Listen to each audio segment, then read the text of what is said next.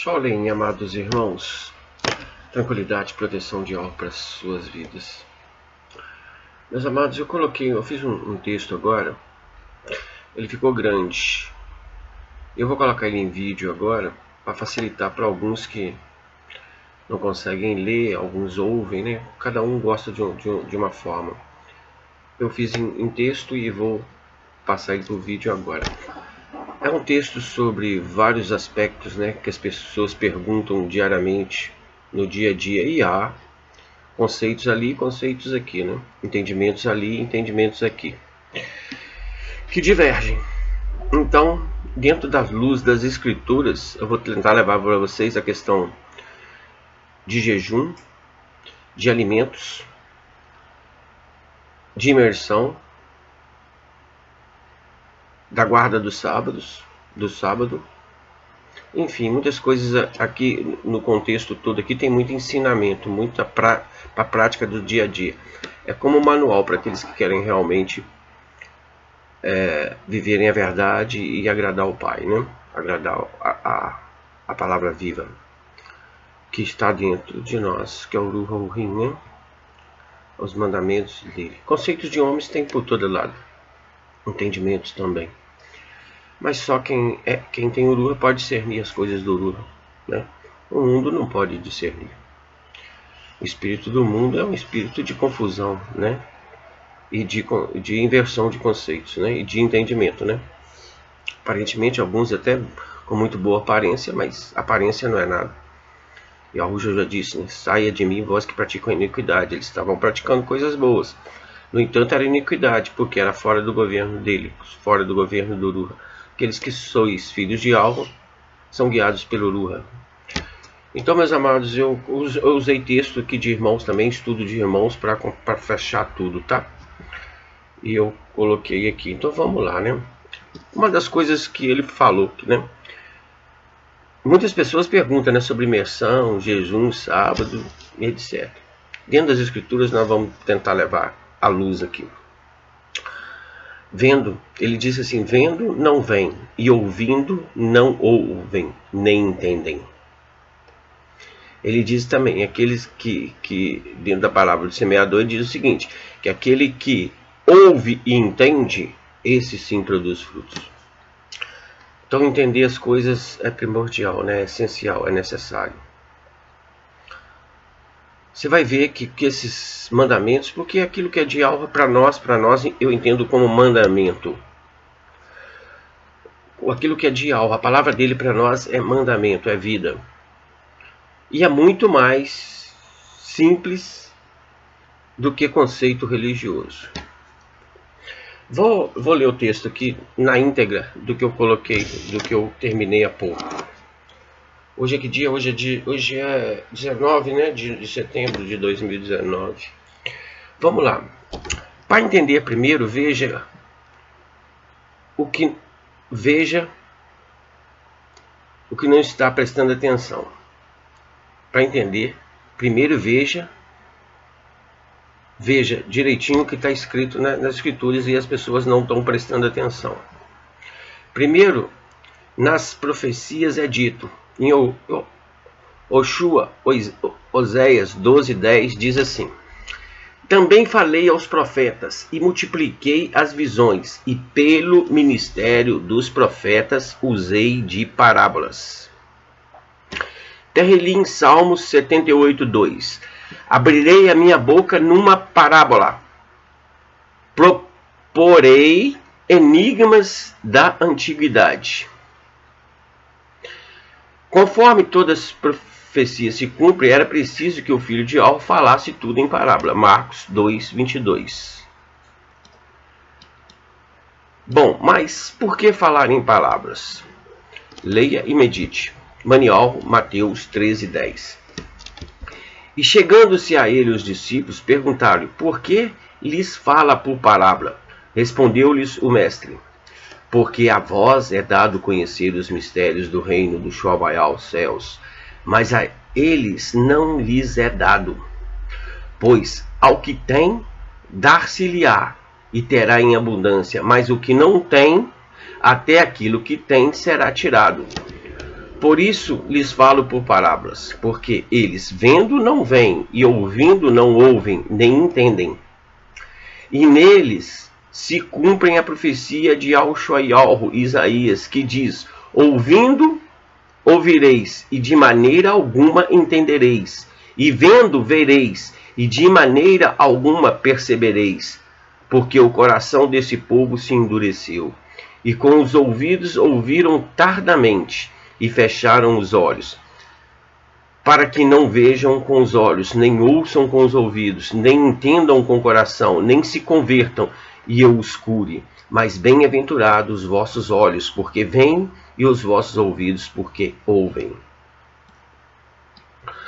Repare, tudo é dito em parábolas. E o que são parábolas? Parábolas são enigmas a serem desvendados. Mas lembre-se, todas as respostas estão dentro do livro sagrado e não fora dele. Tem uma palavra que ele coloca lá também, olha, veja bem, que a gente precisa estar atento a isso, né? Como remendar roupa velha com um pedaço de pano que ainda não encolheu. Como remendar roupa velha com pano novo, assim. O remendo repuxa o tecido e o buraco fica pior do que antes. Sabem que não convém colocar vinho novo em odres velhos, senão esses rebentam. O vinho espalha-se e os odres ficam estragados. Para vinho novo, odres novo. Nova criatura. É um começo. É um ponto de partida. Não adianta ficar tampando buraco aqui, tampando buraco ali, enxertando aquilo que é passado, aquilo que foi vivido. Precisamos renovar, renovação de mente, renovação de conceitos, de tudo. Em tudo, não adianta, né? Essas coisas. Primeiramente, nós vamos falar sobre circuncisão. Circuncisão é uma questão aí também, né, para as pessoas, cada um com seus conceitos. Vamos tentar entender a gente aqui o que é Dior. Com a revelação da compaixão, dentro do conhecido e misericórdia de Yahushua, o Messias, as Escrituras nos passam a revelar o aspecto espiritual, simbolizado por atos físicos que apenas o representava e simbolizava. A circuncisão espiritual invisível do nosso coração, todos os atos físicos, na verdade, ele simbolizava, representava a circuncisão espiritual invisível do nosso coração. Coração circuncidado é um coração que perdeu sua natureza anterior, do velho homem, e passou a ter uma nova natureza em Yahushua. Ele passou agora a ter a habitação do Ruhim, que é, na realidade espiritual, a verdadeira marca de propriedade de Yahu sobre o seu povo. Quando as Escrituras afirmam que nem a circuncisão e nem a incircuncisão é coisa alguma, é claro que eles estão afirmando que não existe mais consideração alguma sobre o homem natural, físico, mas sim sobre o novo homem espiritual em Yahushua, afirmando claramente que o que realmente importa é ser nova criatura. Os Yahudim e os gentios eram dois povos bem distintos na terra, sendo os Yahudim a representação simbólica no Tanakh do povo de Yahu. Yahu sempre deixou claro e fez muita distinção entre o que era o seu povo e os que não eram, do mesmo modo que essa realidade existe hoje e existirá sempre. Yahu sempre deixou claro que há um povo de sua eleição e propriedade, e há também um povo que não o conhece e é alheio à sua realidade. Essa distinção de povos ainda é a circuncisão, mas não a figurada pelo corte da pele do prepúcio, mas sim a real, que ocorre no coração pela emuná, fé, na compaixão redentora de Yahushua, o Messias, claramente revelada com uma circuncisão do coração, e não mais no corpo físico. A própria palavra coração não se refere ao nosso órgão físico que bombeia sangue, mas sim ao nosso homem interior, nosso mais íntimo ser, o nosso espírito. A nova criatura traz a circuncisão no seu coração e não no físico. O coração circuncidado é aquele que sofreu um corte, do mesmo modo que a circuncisão física era feita por meio de um corte. O corte das coisas velhas, do velho homem, o corte do passado, o corte das lembranças, o corte dos conselhos velhos, o corte dos hábitos velhos, o corte dos ritualismos religiosos, o corte dos ensinos velhos, o corte da velha natureza, o corte dos ideais velhos, o corte dos planos velhos, o corte dos rumos velhos, o corte do eu velho. A marca e evidência espiritual dessa circuncisão é o Ruach HaOrim, habitando e guiando o renascido em uma nova criação em Yahushua. Essa é a verdadeira marca de propriedade de um servo e filho de Yahu em seu reino. As Escrituras nos afirmam: aqueles que são guiados pelo Ruach HaOrim são filhos de Yahu. Essa é a única e verdadeira marca de propriedade dos filhos de Yahu, a verdadeira circuncisão. Cada um de nós é resultado de sua origem hereditária. Se recebemos a adoção de filhos de Yahu, recebemos também a sua natureza. Mas se insistimos em viver, pensar, falar, entender como homens naturais que éramos, então só podemos receber a herança de nossos pais e nunca de Yahu. Somos herdeiros de quem nos gera como filhos ou quem nos adota como filhos. Qual herança desejamos? Qual herança temos como promessa escritural? A maravilhosa experiência é o fato do novo nascimento em Yahushua. É, sobretudo, uma transposição de espécie, onde deixamos de ser da espécie de Adão, do homem natural, e passamos a ser da natureza de Yahushua, o ser espiritual. No capítulo 9 da Epístola de Barnavi e Barnabé, ele fala assim: a verdadeira circuncisão dos ouvidos. De fato, é dos ouvidos que ele fala ainda, quando diz que circuncidou nossos ouvidos e nossos corações. O Malquiriu é Rei Supremo. Diz Yahushua, né? O Malquiriu diz por meio do profeta: obedeceram-me com os ouvidos, e disse ainda: os que estão longe escutarão com os ouvidos e conhecerão o que eu fiz. E mais, circundai vossos ouvidos, diz o Malquiriu. E diz também: escuta, Yoshoru.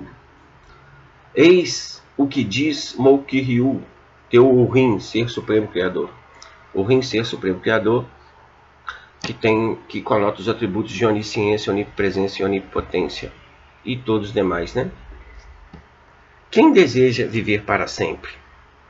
Que ele escute com o ouvido a voz do meu servo. E diz ainda: escuta, ó Shoamayal, céu. Dá ouvidos, ó terra, Eres. Pois o Malquiriu falou isso como testemunho, e diz mais: escutai a palavra do Malquiriu, príncipe deste povo. E diz ainda: filhos, escutai a voz que grita no deserto. Ele, portanto, circuncidou nossos ouvidos para que escutemos a palavra e creiamos. Ele abriu nossos ouvidos, né? A circuncisão, ele abriu os nossos ouvidos espirituais para a gente entender a verdade. O mundo, na verdade, os ouvidos estão tapados. Circuncisão no coração. Continua na carta de Barnabé, na epístola de Barnabé, capítulo 9. Circuncisão do coração. Contudo, a circuncisão na qual eles depositavam confiança foi rejeitada. De fato, ele disse que a circuncisão não devia ser da carne, mas eles transgrediram, olha só, porque um malar mau, um anjo mau, os enganou. Todavia, ele lhes diz: assim fala o Malquiriu, vosso Urim. É aí que contra o mandamento: não semeeis entre os espinhos, mas circundai-vos para o vosso Malquiriu. E o que disse ele? Circundai a maldade do vosso coração, cortai a maldade do vosso coração.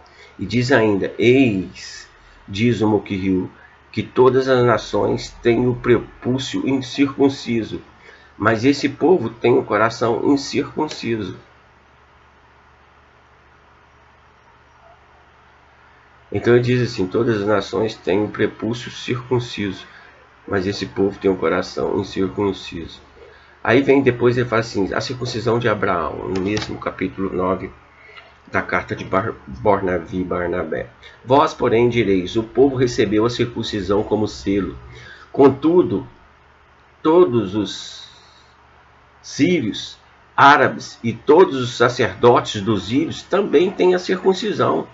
Pertencem também eles à aliança? Até os egípcios praticam a circuncisão. Aí vem: filhos do Orave, aprendei mais particularmente essas coisas. Abraham, praticando por primeiro a circuncisão, circuncidava porque o Uruha dirigia profeticamente seu olhar para Yahushua. Entenderam, queridos? Tem escrito aí para vocês lerem e meditarem sobre o que está escrito.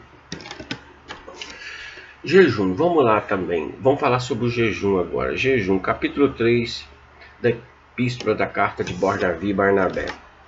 A respeito disso, falou-lhes ainda: com que finalidades jejuais para mim? Diz o Moquirriu, Rei Supremo. Como se ouve hoje os gritos à vossa voz? Não é esse jejum que escolhi, diz o Moquirriu, Rei Supremo. Não o homem que humilha a si mesmo, nem quando dobrais vosso pescoço como um círculo. O que ele está falando aqui?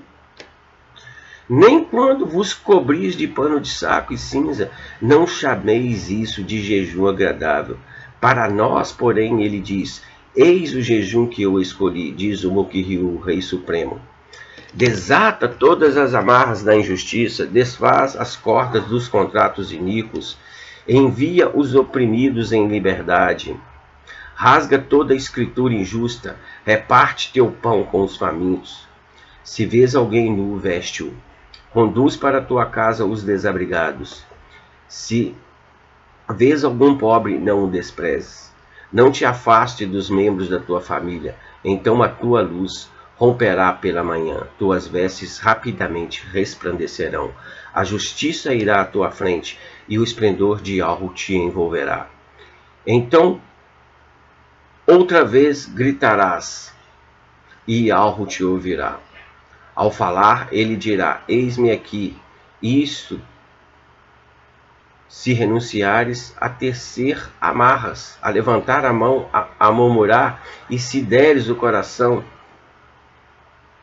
o teu pão ao faminto, e tiveres compaixão da pessoa necessitada. Por isso, irmãos, o paciente Yahweh, prevendo que o povo que ele preparou através do seu amado acreditaria com simplicidade, nos antecipou todas essas coisas para que nós, como prosélitos, não nos arrebentássemos contra a lei deles, como se ouve hoje aos gritos a vossa voz.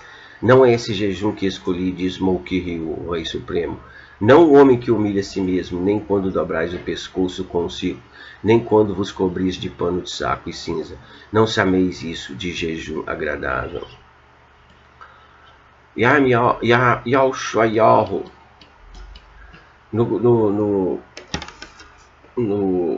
no capítulo 58, ele fala também sobre o jejum. A mesma coisa que fala Barnabé, praticamente, né? Vamos ler. Antes, no 59:15, diz assim: o alto e sublime que habita na eternidade, o justo diz assim: eu vivo em lugar excelso e esplendoroso, mas também comigo estão todos aqueles que têm um espírito contrito e humilde. Conforto os humildes e dou nova coragem aos corações arrependidos. Então, Yahushua 58, verdadeiro jejum. Clamem com uma voz como de trombeta, denuncie claramente ao meu povo todos os seus pecados, porque eles pretendem dar uma aparência de piedade, de religiosidade. Vêm todos os dias ao templo, e quem os vê parece que estão deleitados ao ouvir a leitura das minhas leis, como se quisessem sinceramente obedecer-lhes, como se não desprezassem de forma nenhuma os mandamentos do seu Yahweh. Julgar-se-ia até que estão ansiosos por cumprir corretamente os preceitos de adoração. Ó, como dão a impressão de amar os serviços do templo. Jejuamos na tua presença, diz. Por que é que não ficaste impressionado com isso? Por que não reparaste no nosso sacrifício? Porque não quiseste ouvir as nossas orações?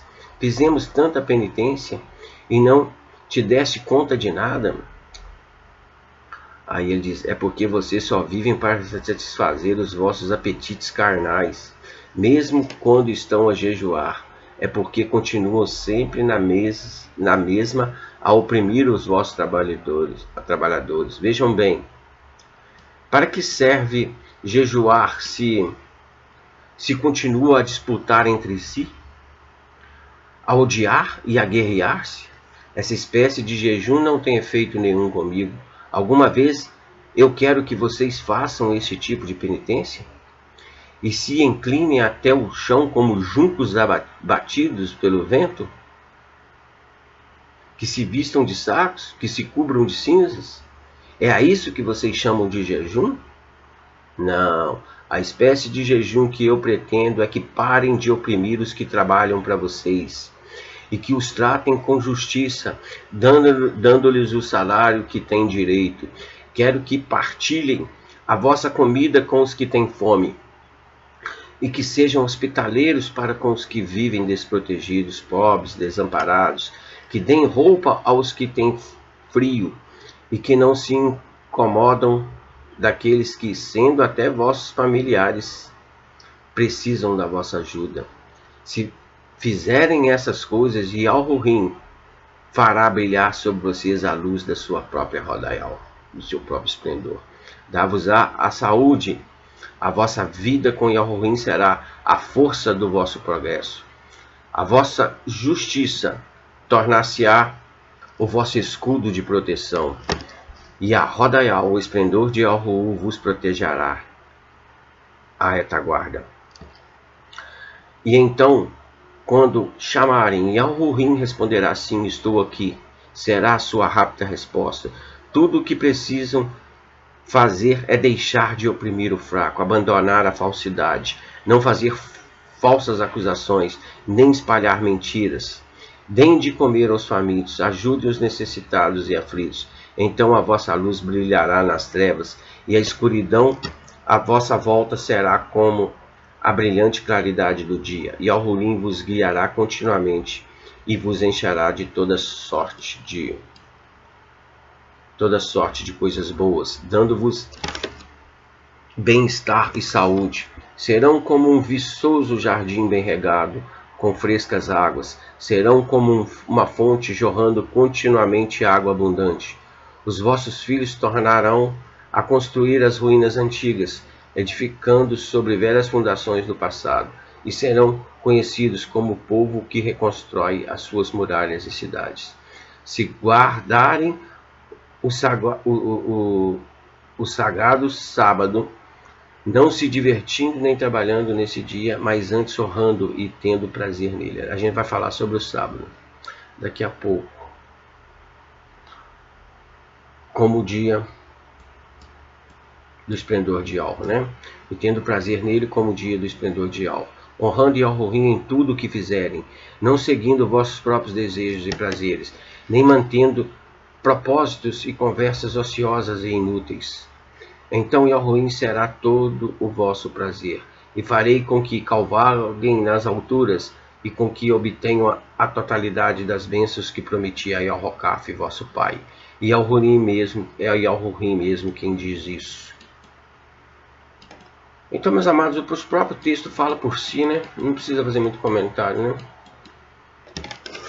O que Yalrurim quer de jejum é que a gente desamate as amarras da injustiça e que a gente pratique o bem ao próximo. Que a gente tire de nós, jejuemos de nós as coisas ruins da nossa carne, dos nossos desejos, né? Esse é o jejum que quer que tire de nós os nossos desejos carnais. É isso, né, meus amados? Vamos partir para alimentos, então. Também eu peguei uma carta da epístola de Barnavi que fala sobre isso, sobre alimentos. Olha o que ele diz, né? Tentem entender, né? Não coma isso, não coma aquilo. As pessoas estão aí dizendo as coisas e eles não sabem nem o que na verdade é. Porque, como eu disse no começo, tudo é parábola. Tudo é um enigma para a gente decifrar, né?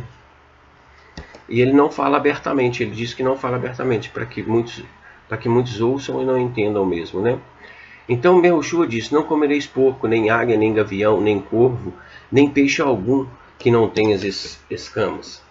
Porque ele tinha em mente 3 ensinamentos. Por fim, ele diz a eles, no Debarim de Deuteronômio: exporei a esse povo as minhas decisões.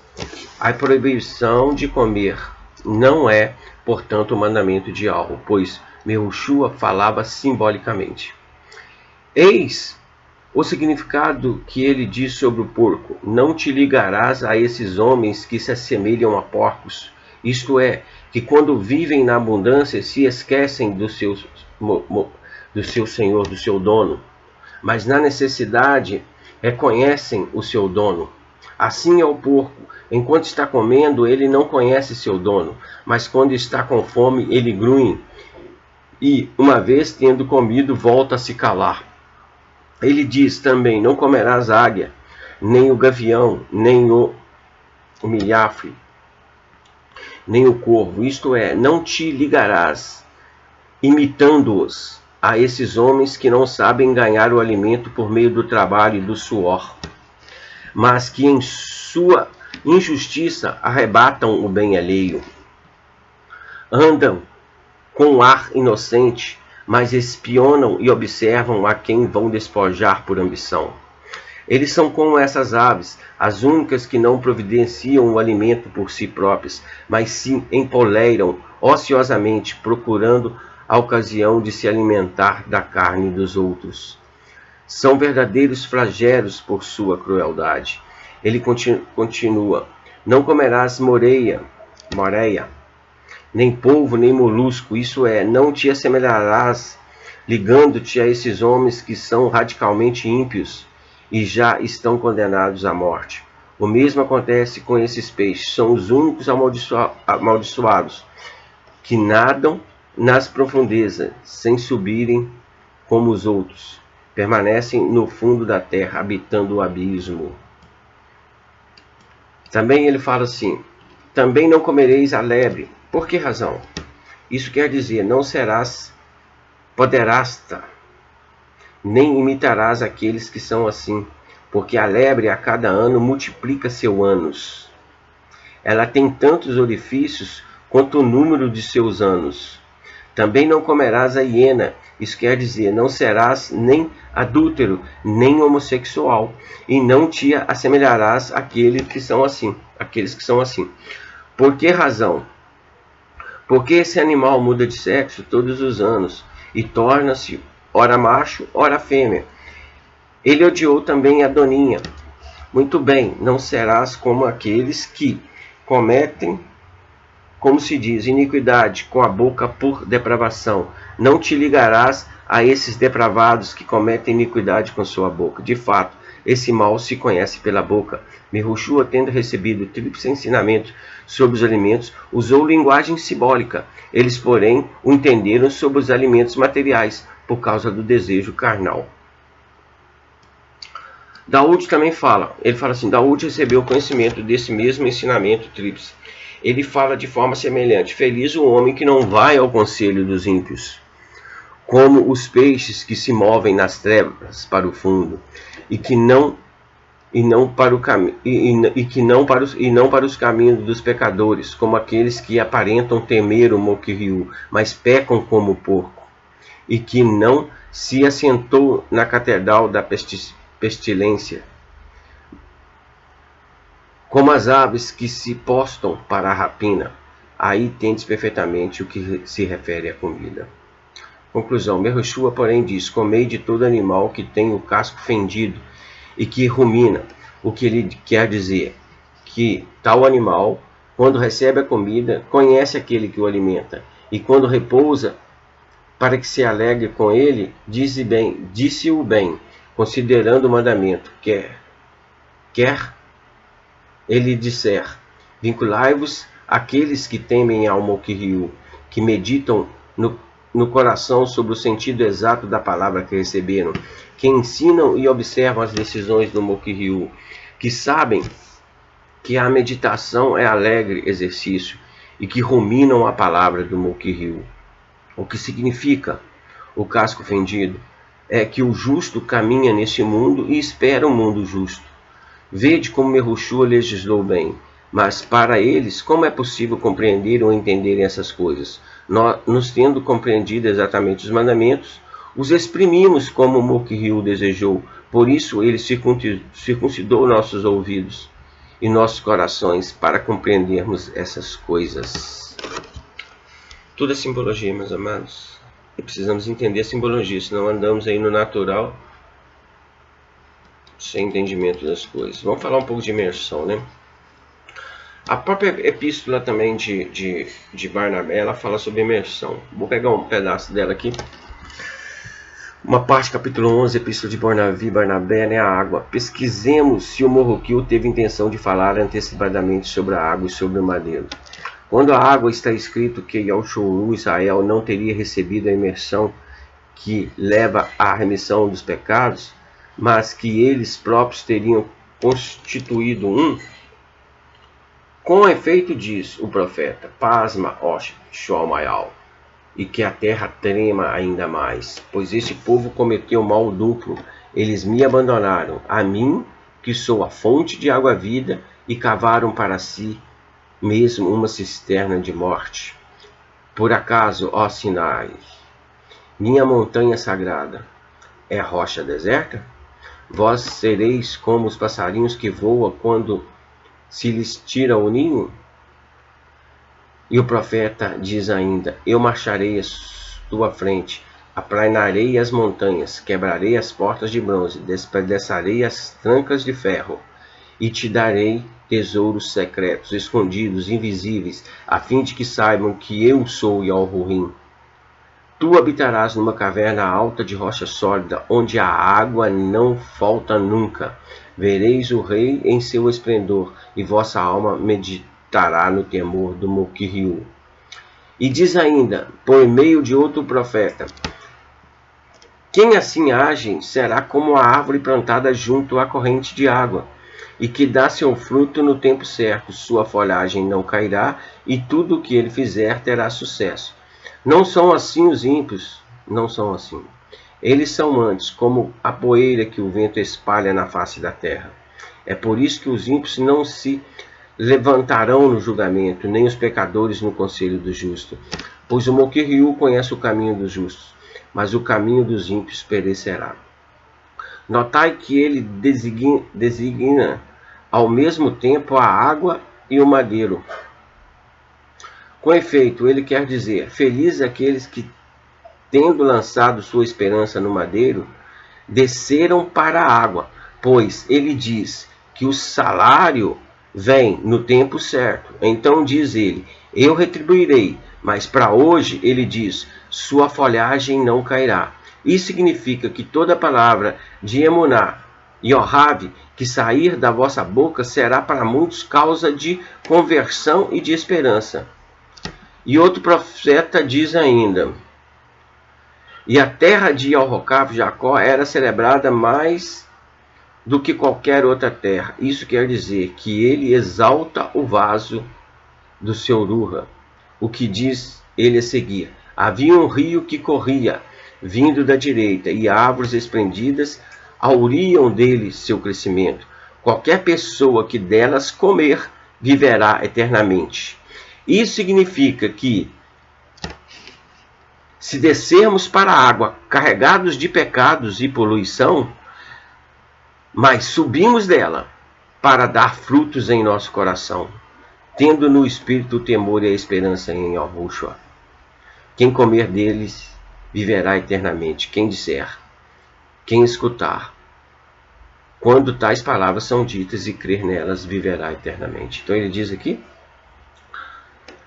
ele diz assim, ó, qualquer pessoa que delas comer viverá eternamente. Significa que descermos para as águas, carregados de pecado e poluição, nós subiremos dela para dar frutos em nosso coração, tendo o espírito. Então é a figura de sepultamento, né? Você morre para o pecado ali, você morre para ver a natureza na imersão.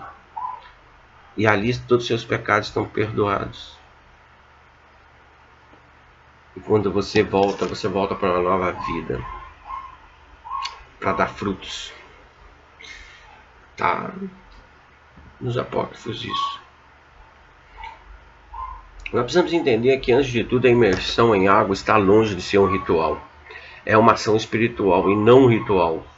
Essa é a grande diferença entre o ritual e a ação espiritual. No ritual nós achamos que somos porque fazemos, mas na ação espiritual nós fazemos porque sabemos o que somos. Os ritualistas imaginam conseguir algo por meio do fazer ou cumprir rituais. Imaginam que possam passar a ser algo se cumprirem rituais. Os espirituais, por já serem, não precisam fazer nada para serem, porque já são. E o que os espirituais fazem não é para serem, mas é o resultado do que são. Para os ritualistas, fazer é causa. Sou porque faço. Para os espirituais, fazer é consequência. Faço porque sou. A imersão conversão de água. A imersão de conversão em água possui aspectos distintos e igualmente relevantes. O primeiro aspecto relevante é que a imersão em água é o nosso primeiro ato de submissão ao entrarmos no reino de Yahu. E também o sepultamento do velho homem, que morreu em Yahushua. É o nascimento da nova criatura em Yahushua. Segundo as palavras de Yahushua, aquele que não nascer da água e do Ruha não pode ver o reino de Yahu. Esse nascer da água e do Ruha é que abre os nossos olhos para que enxerguemos as coisas espirituais do reino de Yahu. Não me admira ver tantas pessoas falando tolices, sem nenhuma ter visão do reino, simplesmente porque não nasceram nem da água e nem do Ruha, e continuam insistindo em que a imersão em água seja desnecessária, tornando-se um círculo vicioso, porque essa pessoa não é imersa, e por não ver a necessidade, e não vê a necessidade, ela não é imersa porque não vê a necessidade, e não vê a necessidade porque não submeteu à imersão que foi ordenada. Meu conselho: não importa se você está disposto ou não, obedeça a doutrina dos apóstolos. Os apóstolos deixaram, eles emergiram isso. Vou colocar os versículos para vocês. Tem um caso bem interessante também de Naamã. Vocês podem ver. A obediência é princípios. O reino de Yahu é estabelecido de princípios, e o princípio é humildade, submissão e dependência. É uma hierarquia, a gente precisa submeter. Entendeu? E a doutrina dos apóstolos deixa claro sobre as coisas. Vamos falar sobre Naamã aqui. Naamã, com muita má vontade, obedeceu a ordem de se banhar 7 vezes no rio Yardaian, Jordão. E mesmo com grande má vontade, foi sua obediência que foi considerada, e não sua má vontade, tendo ele sido curado de sua enfermidade.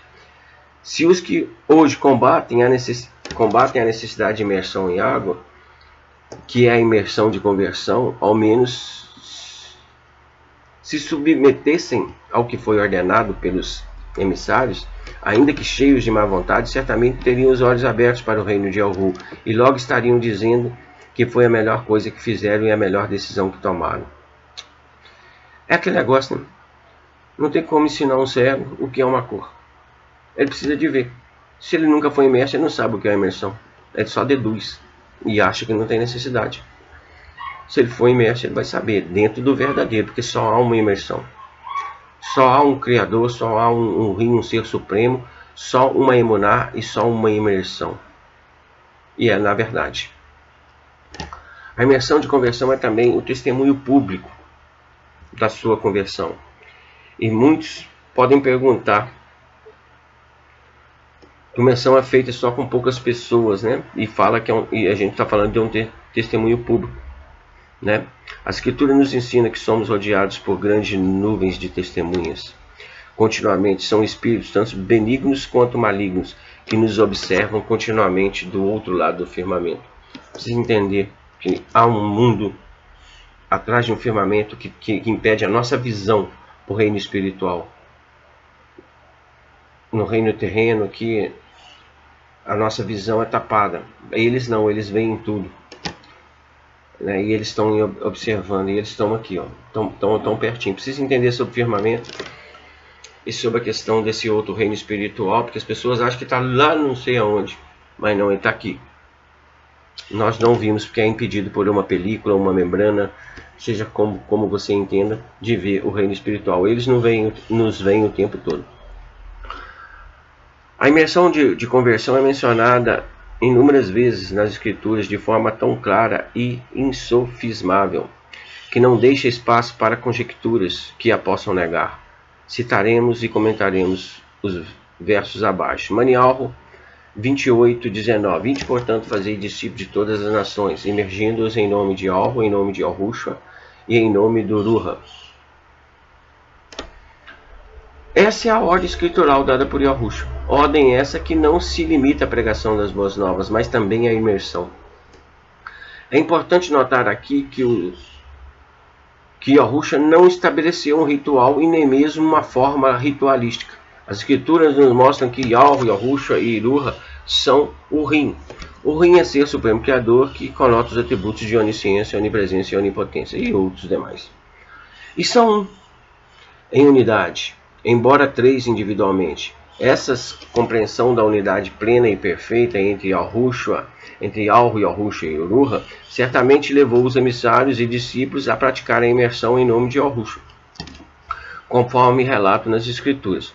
Os textos mostram que eles não se ativeram a nenhuma forma ritualística, senão apenas exerceram o conhecimento e revelação da unidade perfeita de Urim, sabendo que fazer qualquer coisa em nome de Yahushua é o mesmo que fazer no nome dos três, uma vez que a unidade é perfeita. Além disso, certamente eles se lembraram das palavras de Yahushua quando disse: tudo quando fizerdes, fazei-o em meu nome. Poderá haver a mão de Roma na tradução de alguns versos aí? Claro que pode. Mas ainda que tenha, os demais versos são suficientes. São muitos, com a direção do Ruha, para compreendermos essas coisas e não nos enredarmos em fórmulas de imersão. Atos 2:41 diz assim: então os que aceitaram a palavra foram imersos, havendo um acréscimo naquele dia de quase 3.000. Esse fato ocorreu após a imersão dos discípulos no Ruha. Sob a direção e inspiração do Ruha, os discípulos emergiram quase 3.000 pessoas. Foi a questão de Pentecostes, né? Eles estavam lá e aí começaram a falar, cada um você falava na língua, numa língua, e o outro ouvia na língua materna dele. É como se eu falasse inglês aqui, você fosse alemão e entendesse alemão. Ou eu falo em português aqui, você é inglês e entende inglês. Foi isso que aconteceu. Então o Ruha desceu ali com muita força. E depois disso que eles praticaram a imersão, tendo a manifestação do Ruha, como nunca houve na face da terra, sobre aquelas vidas, sobre aqueles emissários. E eles em seguida, o povo pergunta para eles: o que faremos nós para termos isso? Ele diz: arrependei-vos do vosso pecado, sede imerso em nome de Yahushua. Crede em Yahweh e sede imerso em nome de Yahushua. Arrependei-vos dos vossos pecados. Arrependimento precede a salvação. Crede em Yahweh e sede imerso em nome de Yahushua. Então, meus amados, depois da manifestação do Ruha, da força de eu falar em português e você ouvir em inglês, na sua língua, ou de eu falar um falar em alemão e outro ouvir em português, é isso que aconteceu. Depois de tamanha força extraordinária acontecer ali, a inspiração do Ruha sobre a vida deles, eles falam da imersão, praticam a imersão. Quase 3.000 pessoas foram imersas naquele dia, depois da visita do Ruha ter caído ali. Eles não entenderam nada, assim diz esse povo que não. O povo diz que eles não entenderam. Quem entendeu foi eles. Então é interessante, não é? Eles não submetem, são vaidosos, é por ego, vaidade, né? Só pode se achar melhor que os apóstolos, né? São mais ungidos que os apóstolos. Não caia nessa, não. Você aí que é humilde para reconhecer e submeter os apóstolos, aos emissários de Yahushua que viveram com ele, que andaram com ele. Se você é humilde, querido, submeta a eles. Não é a mim, é a eles, tá? Não caia nessa aí, desses povos independentes, insubmissos, rebeldes, não. Aí vem no verso 8, No capítulo 8 de Atos 8:12 diz assim: quando porém deram crédito a Felipe, que lhes pregava a respeito do reino de Alro e do nome de Arruxo, iam sendo imersos assim homens como mulher. Então mostra aqui que não há diferença entre homem e mulher, todos devem descer as águas em nome de Arruxo. No capítulo 10 de Atos 47, porventura pode alguém recusar a água para que não sejam imersos estes que, assim como nós, receberam o Ruhu, e ordenou que fossem imersos em nome de Arruxo. Aqui percebemos um fato interessante, que é uma antecipação da imersão no Ruhu, antes da imersão em água. É bom observarmos que, ainda que essa antecipação tenha ocorrido, tais pessoas tinham de cumprir a imersão em água, mesmo já sendo imersos no Ruhu. Cafos ordenou que eles fossem imersos em água, mesmo já tendo sido imersos no Ruhu. Lembro-me sempre dessas palavras de Arruxo: aquele que não nascer da água e do Ruha não pode ver o reino de Alro. Não só da água, não só do Ruha, mas de ambos. Atos 19, 3, 5. Então Shaul perguntou: em quem, pois, fostes imersos? Responderam: na imersão de Al-Rohana, disse-lhes o povo lá a Shaul. E Al-Rohana realizou imersão de arrependimento. Shaul dizendo ao povo, né? Que Al-Rohana realizou a imersão de arrependimento, dizendo ao povo que cresce naquele que vinha depois dele, a saber, Yahushua. Eles, tendo ouvido isso, foram imersos em nome de Yahushua. Aqui nós vemos a clara distinção entre a imersão de arrependimento que Al-Rohana praticava e a imersão de conversão ordenada por Yahushua.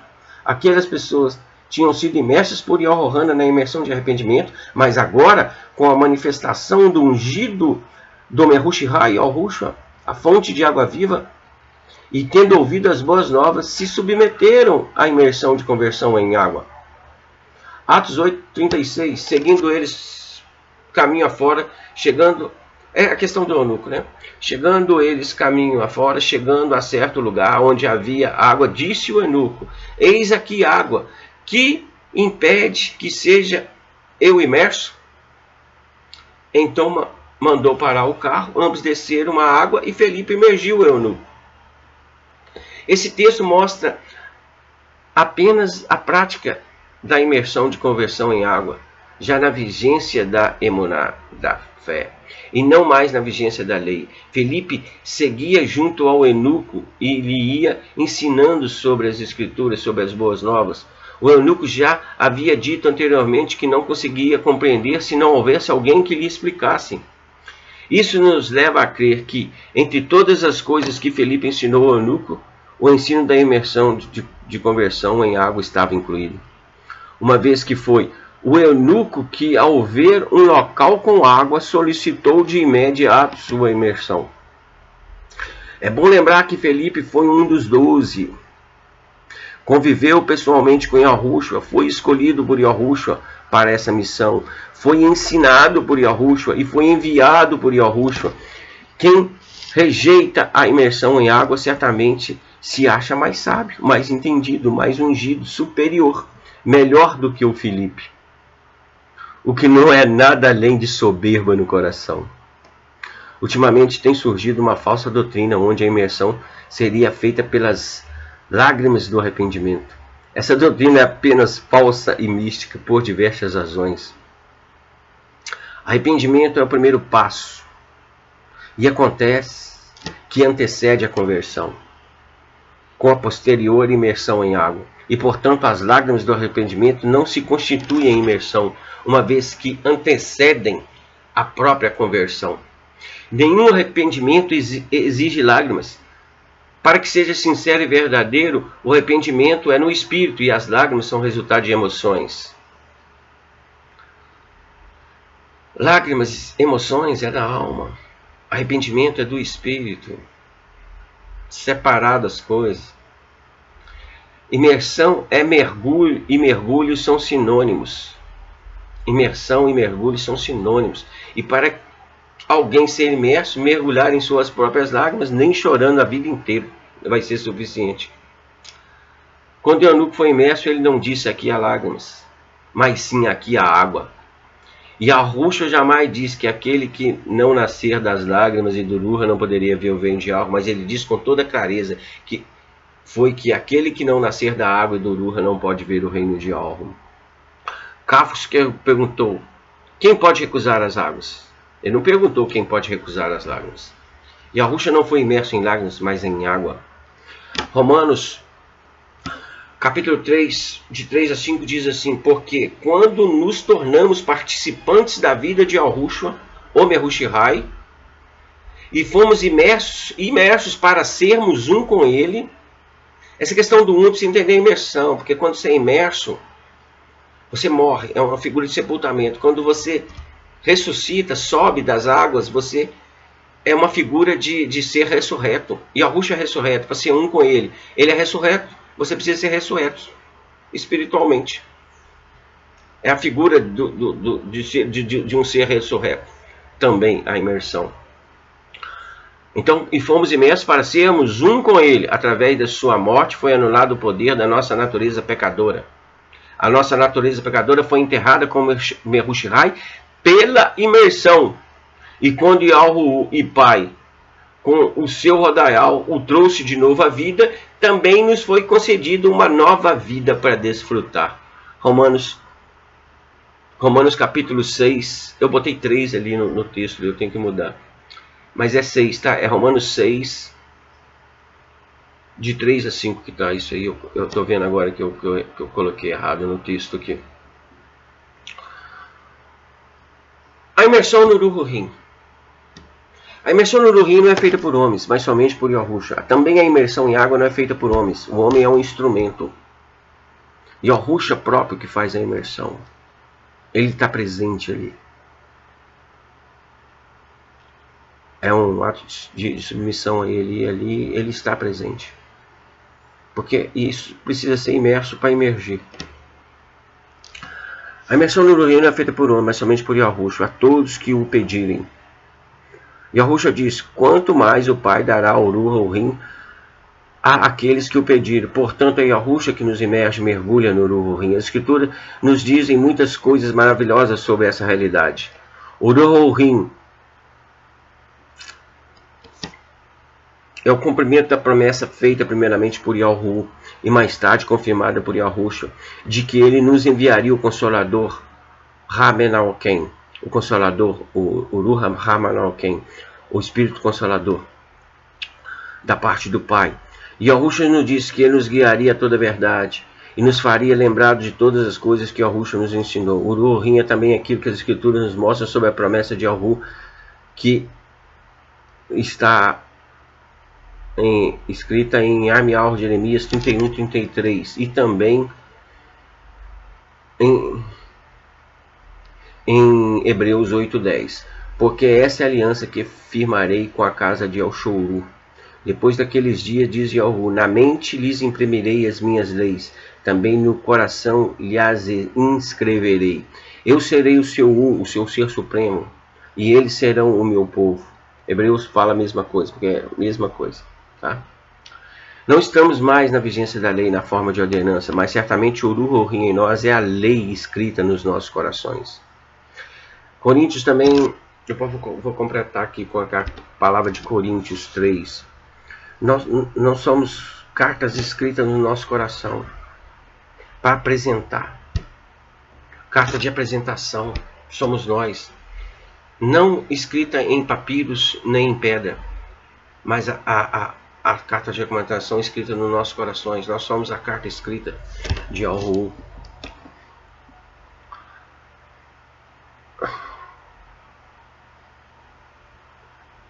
Então, quer dizer, nós não estamos mais na vigência da lei, na forma de ordenança, mas certamente o Ruhurim em nós é a lei escrita nos nossos corações, que nos guia quanto a tudo em nossas vidas. A Escritura diz que aquele que é guiado pelo Ruhurim, esse é filho de Yahu. Essa é a fundamental e distintiva característica dos filhos de Yahu, que é serem guiados pelo Ruhurim. O Ruhurim é também o nosso selo de promessa. É o nosso documento de salvação, o penhor da nossa herança, Efésios 1, 13 e 14. E quem também vós, depois de ouviste a palavra da verdade, as boas novas da salvação, tendo nele também crido, fostes selados com o Ruach da promessa, o qual é o penhor da nossa herança, ao resgate da sua propriedade, em louvor de seu esplendor. O Ruach é também aquele que derrama o orrável o amor de Yahweh nos nossos corações, conforme lemos em Romanos 5,5. Ora, a esperança não confunde, porque o orrável, o amor de Yahweh, é derramado em nossos corações pelo Ruach que nos foi outorgado. Ser imerso no Ruach significa estar cheio do Ruach? Não. Vamos entender. Um copo cheio de areia até a borda e mergulhado no fundo do oceano não está cheio de água, embora esteja no fundo do oceano. Para que esse copo esteja mais cheio de água, não é necessário mais águas, e sim menos areia. A carne milita contra o espírito contra a carne, porque são opostos entre si. Quanto mais a nossa carne prevalece, mais carne há em nós, e menos do que o ruim, ainda que estejamos imersos nele. Quanto mais mortificarmos a carne, negarmos a nós mesmos, mais temos o Ruach dentro de nós. Não é adicionando água que poderemos encher aquele copo, mas sim retirando areia. Não é adicionando mais do Ruach que poderemos nos encher do Ruach, mas removendo a carne, negando-a, mortificando-a. Incontáveis vezes me foi perguntado como posso saber se fui imerso no Ruach. Primeiramente, a imersão no Ruach é uma experiência emocional, em que você precisa sentir alguma coisa. A imersão no Ruach é operada apenas pela emuná, nas leais palavras de Yahushua, que disse que daria o Ruach a todos que o pedissem.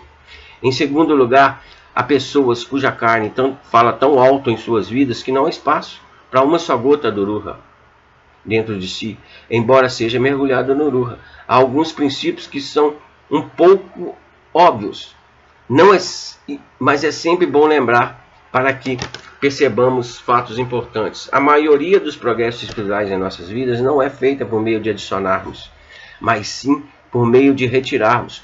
Tudo que era necessário ser adicionado em nossas vidas já foi. É preciso agora tirar coisas. O que é pureza, meus amados? Como algo fica puro? É adicionando pureza ou removendo sujeira? É fato que a pureza é a ausência de sujeira. E não podemos adicionar limpeza a uma roupa, por exemplo.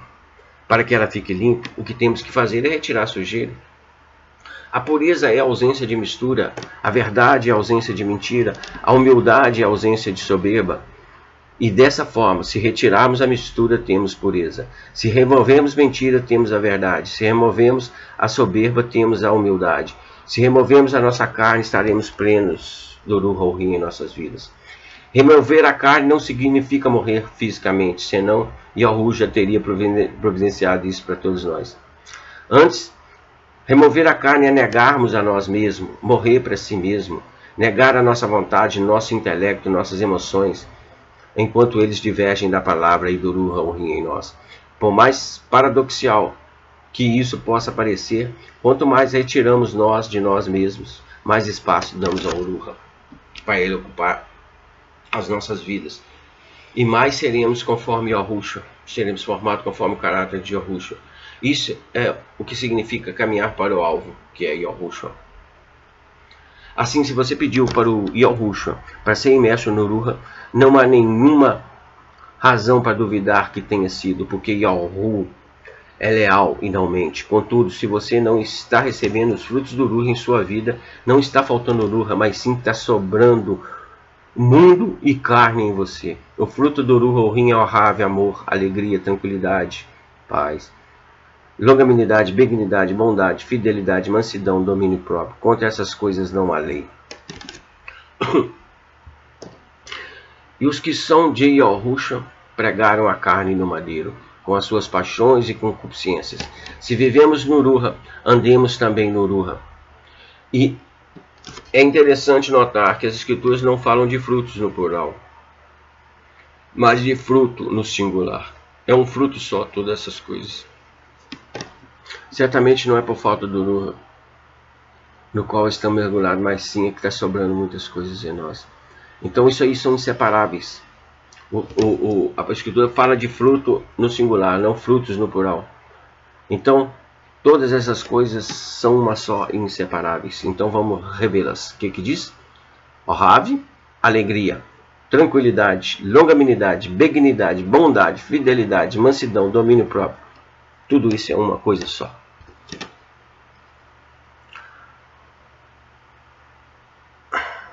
O Ruach, no qual estamos mergulhados, nós precisamos dar espaço para ele retirar as coisas de nós. Dar espaço para que esse fruto se manifeste em nós. E que ponha em nós os valores e conceitos espirituais de Yahushua, que nos formam segundo o caráter de Yahushua. Imersão no fogo também é uma imersão importante. Né? Eu vou colocar... Não, eu acrescentei algumas coisas aqui.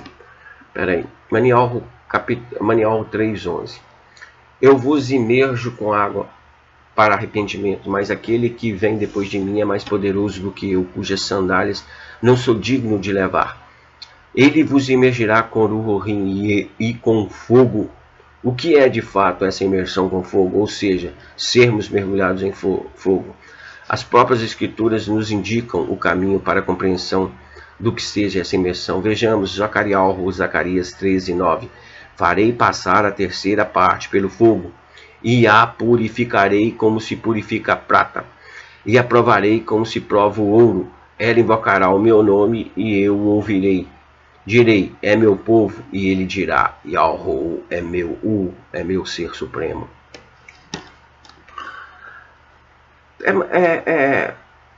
O fogo tem muita simbologia, né, meus amados?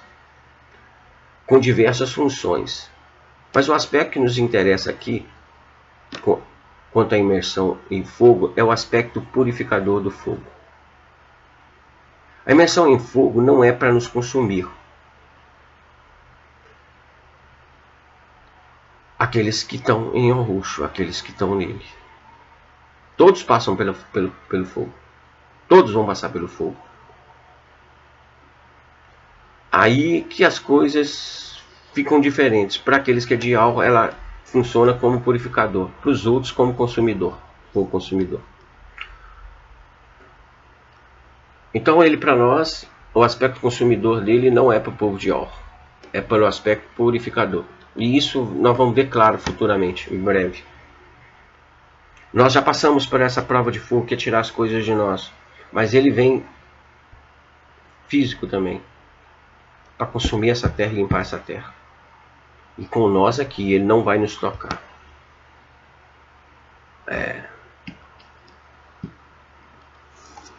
A imersão com fogo não é para nos consumir, para nós de Or. De forma sucinta, a imersão no Ruach coloca em nós tudo que é de bom, tudo de bom que precisamos. E a imersão em fogo nos purifica de tudo de ruim que não precisamos. Para uns, purificação, e para outros, morte, tanto espiritual como física. É a forma com que a prata é purificada. Todos vão passar. Se as obras forem de bronze, de prata e de ouro, elas sobrevivem. O que é de feno, de madeira e de papel, seja lá do que for, queima tudo. Então todos vão passar por isso. No fogo, a prata solta todos os resíduos de impureza para poderem ser removidos. Então também tem a questão que depende da qualidade também, da quantidade, da essência do material. Porque eu posso pegar 1 kg de um material lá que tenha 100 gramas de prata. Eu posso pegar 1 kg de material que tenha 900 gramas ou quase tudo prata. É bem relativo essas coisas, né? Então quer dizer, a imersão no Ruach coloca em nós tudo o que nós precisamos. E a imersão em fogo nos purifica de tudo de ruim que nós precisamos, que não precisamos. Veja bem, com o Ruach nós temos a mente de Yahushua. E quando você tem a mente de Yahushua, a palavra diz que nós temos a mente do Mehoshihai.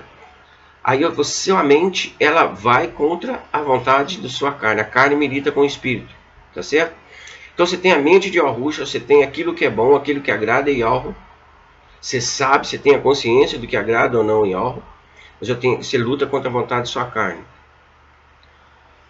Aí é uma questão sua de negar a si mesma, a sua carne, os seus desejos e fazer a vontade de Yahushua. A própria renovação de mente, ela está baseada nisso aí também. Porque a renovação de mente, ela vai ocupando espaço, a mente vai ocupando espaço quando você elimina também as coisas que não são boas, que não são de Yahushua. Porque o Ruach HaKodesh nos dá essa mente de Yahushua. Mas ela entra em confronto com a nossa natureza. E há uma guerra travada, bem travada, né? É uma luta até o fim.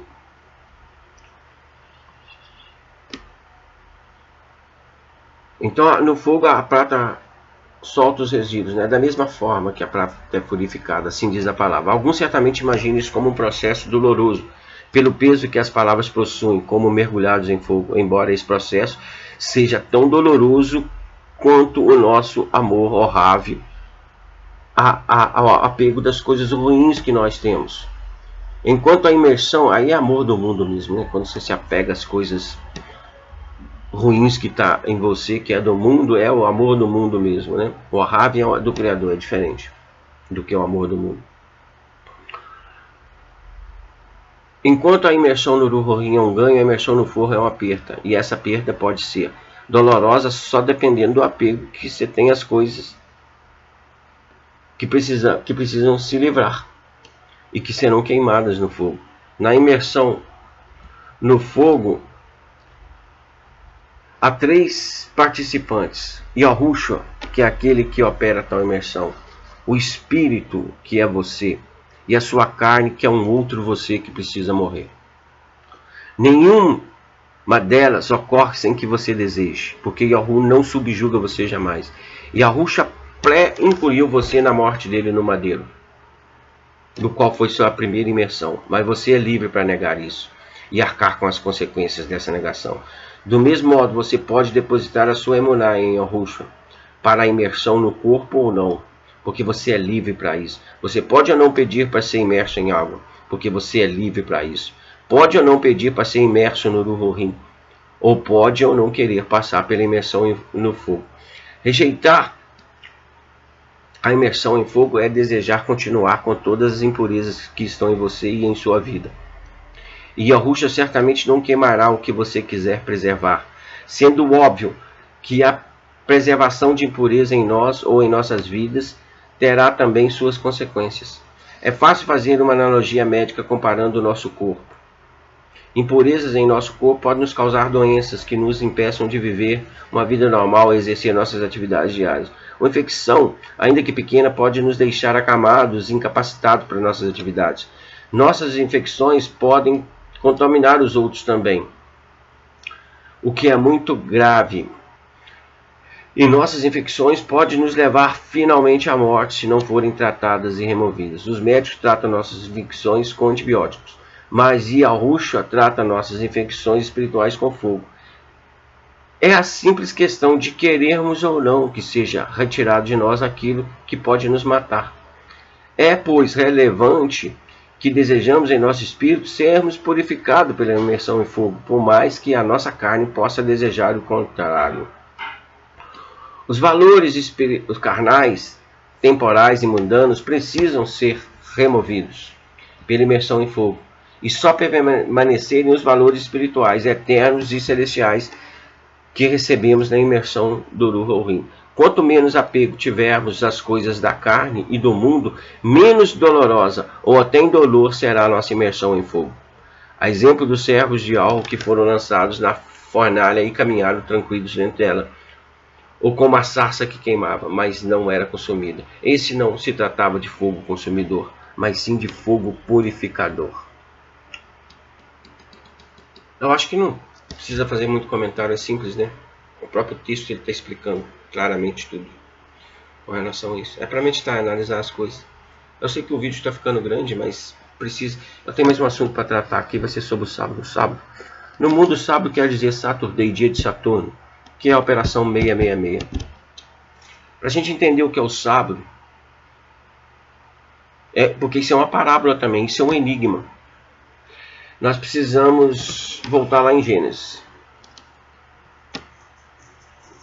Capítulo 2, versículo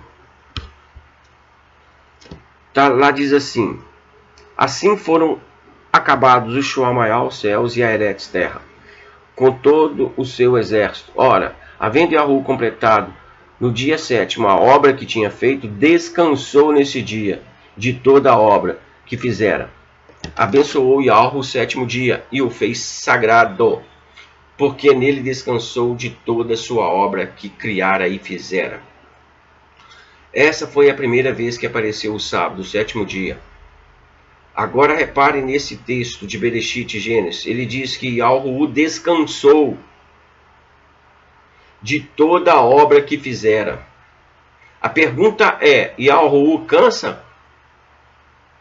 Claro que não. Ele é Rukiha, ele é espírito. O que se cansa é a carne. Logo, esse texto está, como foi dito, todo em parábola, enigmas. E para desvendar, terá que ser acompanhado desde o seu começo até o fim. E você descobrirá o que representa o sábado. E aí você poderá guardá-lo, honrá-lo e tirar suas dúvidas a respeito desse grande e maravilhoso dia. Meus amados, a primeira coisa a ver é o seguinte: as pessoas só veem o sábado como sendo sábado e esquece que ele tem outros nomes. Repare: sábado, dia 7º, 7º dia, último dia, dia do Altíssimo. Na Escritura tem tudo isso falando dele assim, com esse entendimento. Todos esses nomes são dados ao sábado, último dia da criação. Sempre que você ler essas palavras, se recordará que é a mesma coisa o sábado. Então veja: no primeiro dia Yahu fez a luz. No segundo dia Yahu fez firmamento, Shuamaial. No terceiro dia Yahu fez terra, plantas, ervas e flores. No quarto dia Yahu fez luminares. No quinto dia Yahu fez seres do Shuamaial, céu e do mar. No sexto dia Yahu fez animais e o homem. No sétimo dia Yahu fez. No sétimo dia Yahu fez o quê? Repousou dessas obras. Toda essa criação são parábolas. Tudo isso é parábola. Veja cada uma e será desvendada a última. O sábado, o último dia, dia de Yahu. Primeiro dia. Primeiro dia, no princípio da criação.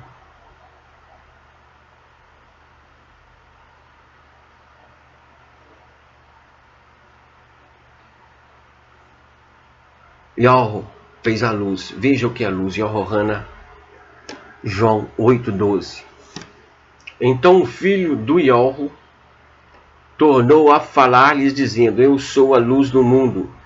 Quem me segue, de modo algum andará em trevas. Então, eu sou a luz do mundo.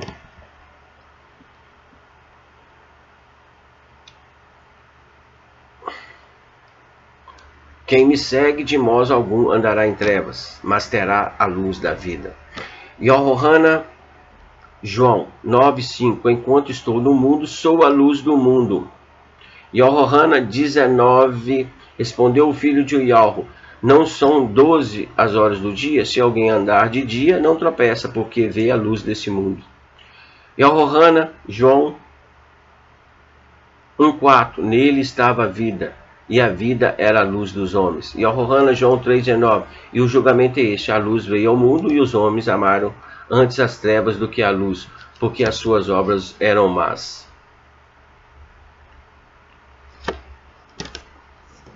Hanoud Galut, Apocalipse 3:14. Almalar, anjo da Royal Igreja em Laodiceia, escreve: isto diz Aminal, a testemunha leal e verdadeira, o princípio da criação de Yahu. Olha só.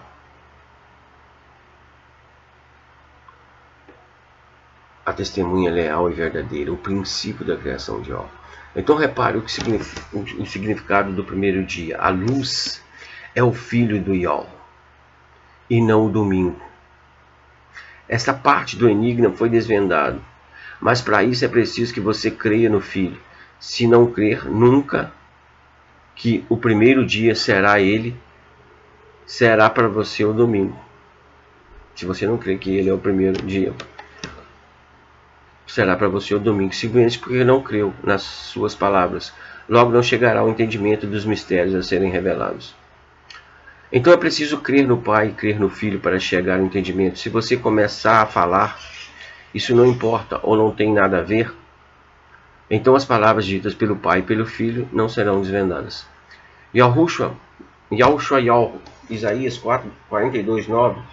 Eis que as primeiras coisas já se realizaram, e novas coisas eu vos anuncio. Antes que venha a luz, vou-las faço ouvir.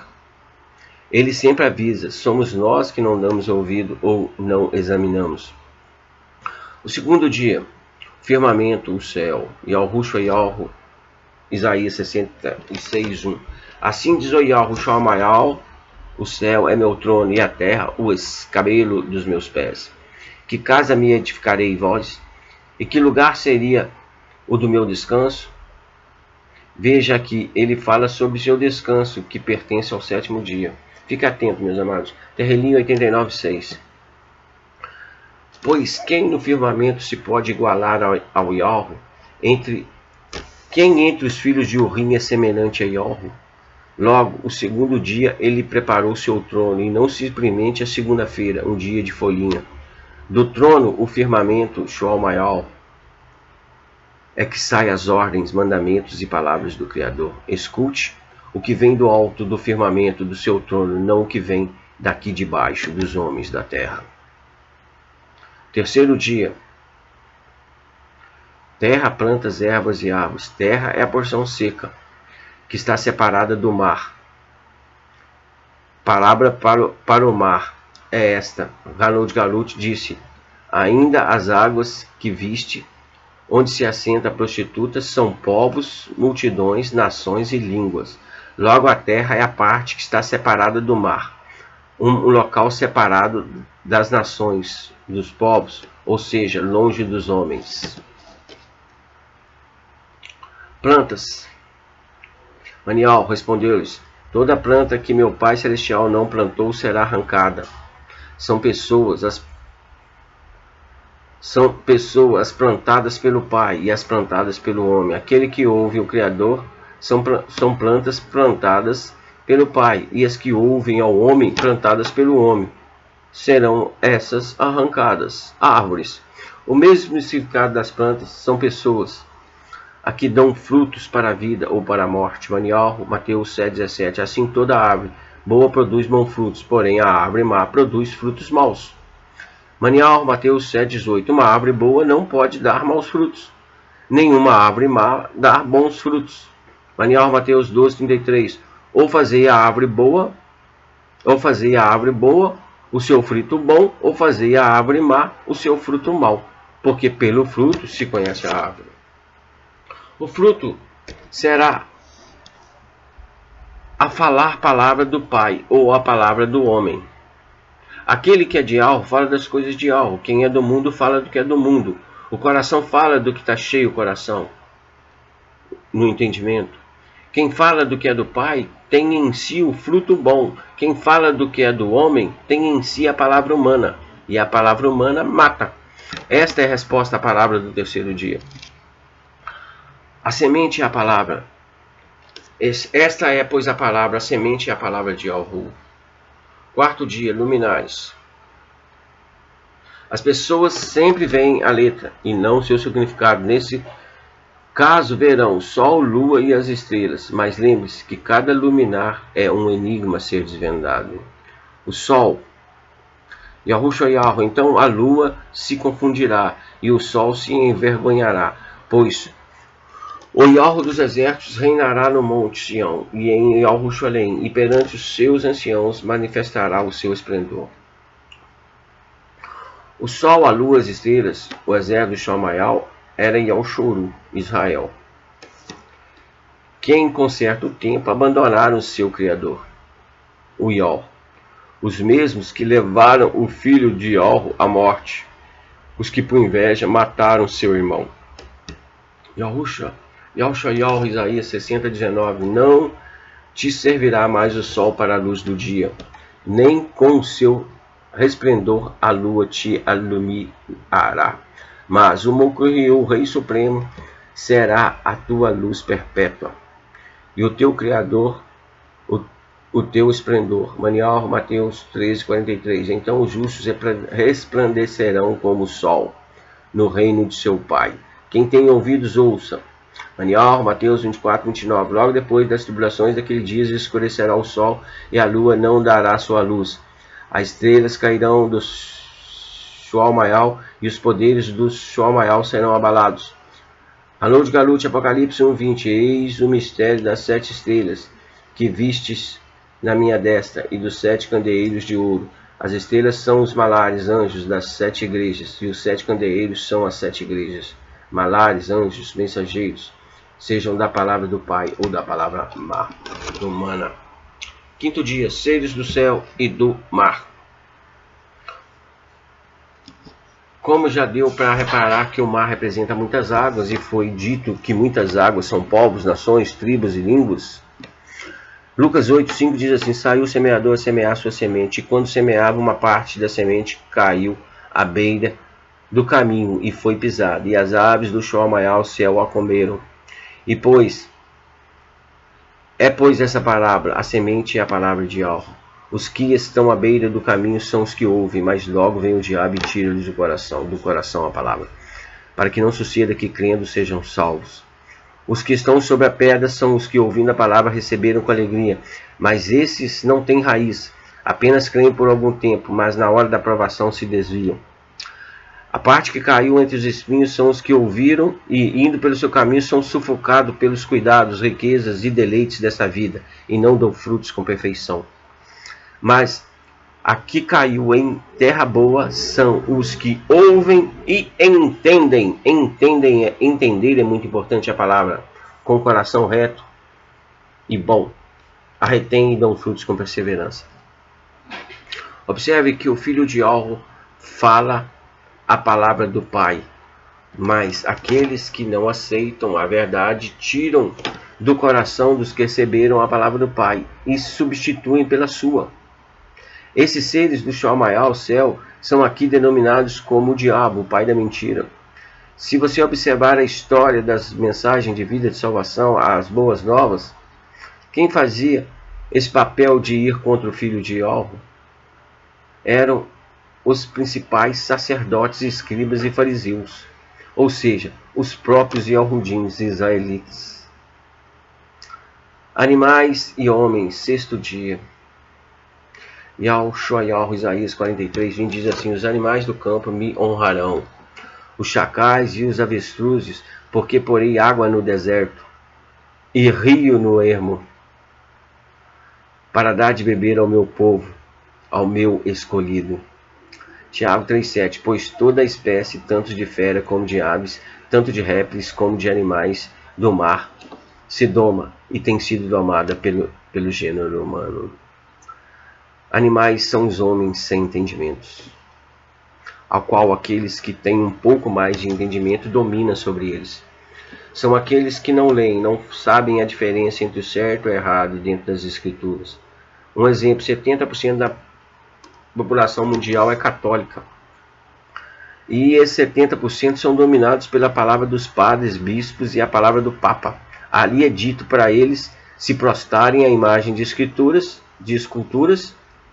fazer adoração a imagens e estátuas, se reportarem ao Papa como Altíssimo, isso tudo por não saberem o que é a palavra do Criador.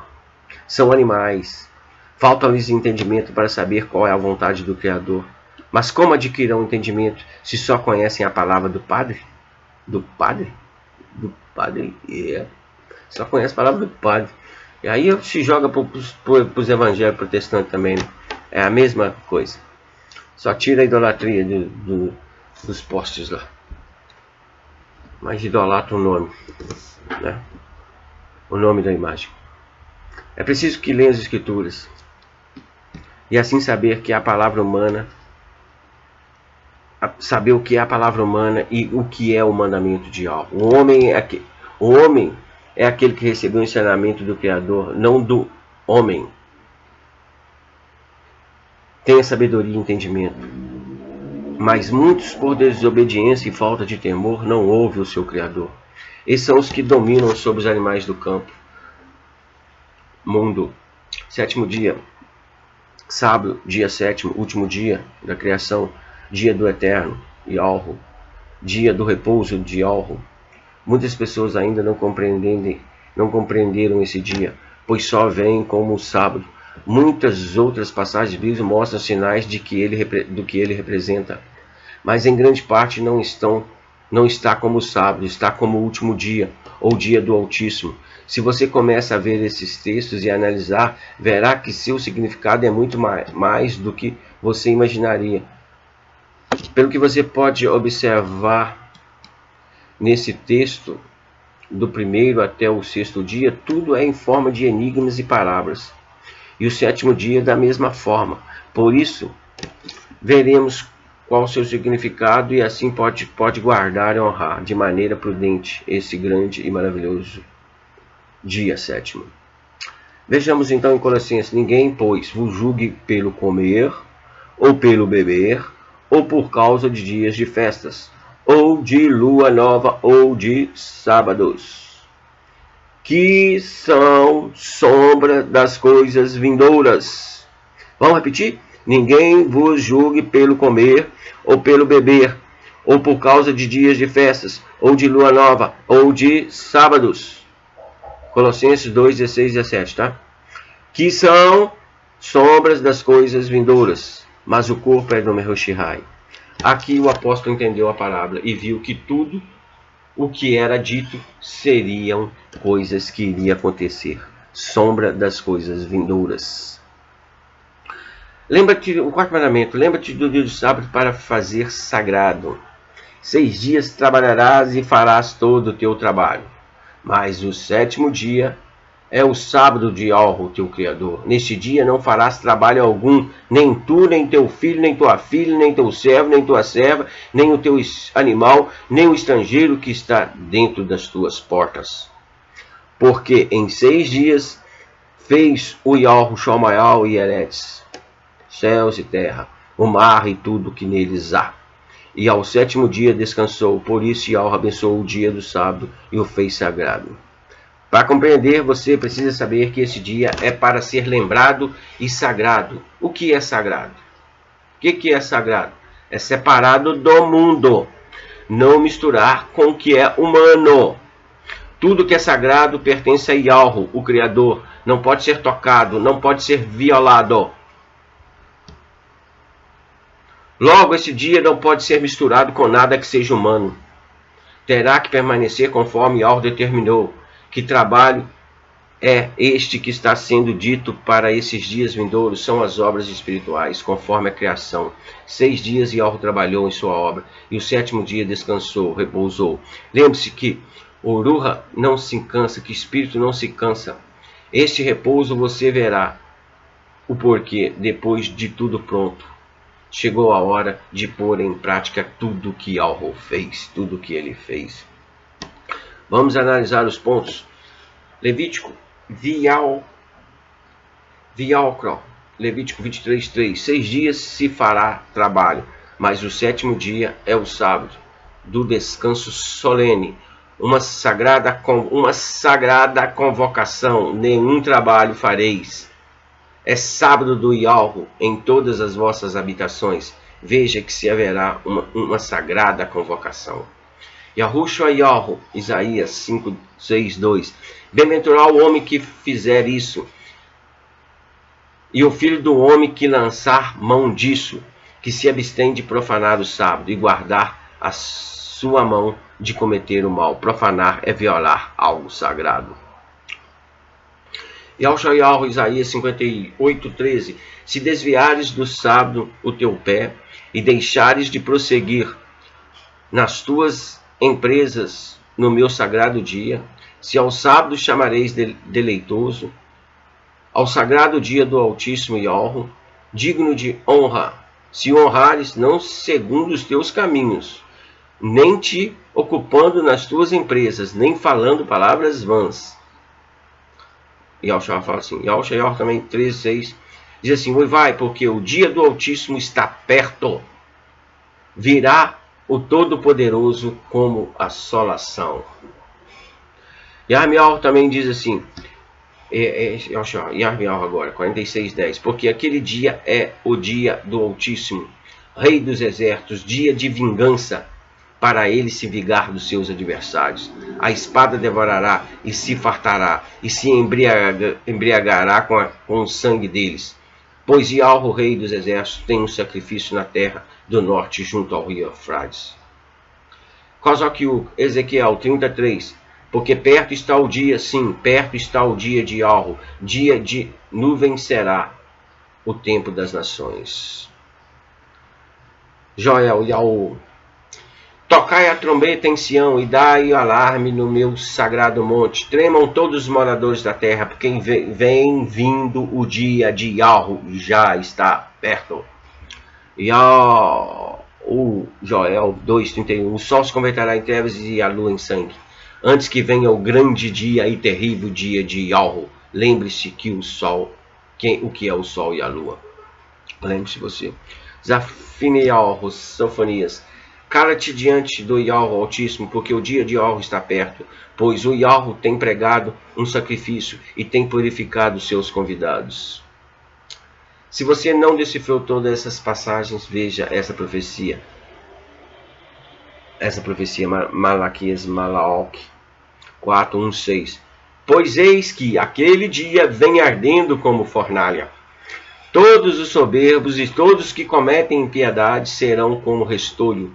E o dia estar para vir vos abrasará, diz Yahweh dos exércitos. De sorte que não lhes deixará nem raiz nem ramo.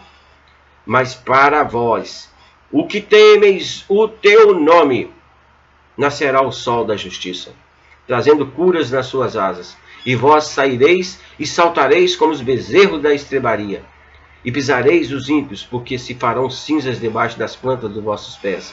Naquele dia que preparei, diz Yahweh dos exércitos, lembrai-vos da lei de Moshua, Moisés.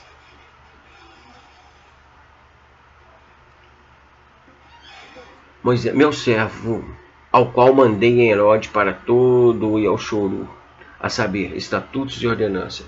Eis que eu vos enviarei o profeta Urialro, antes que venha o grande e terrível dia do Yahweh.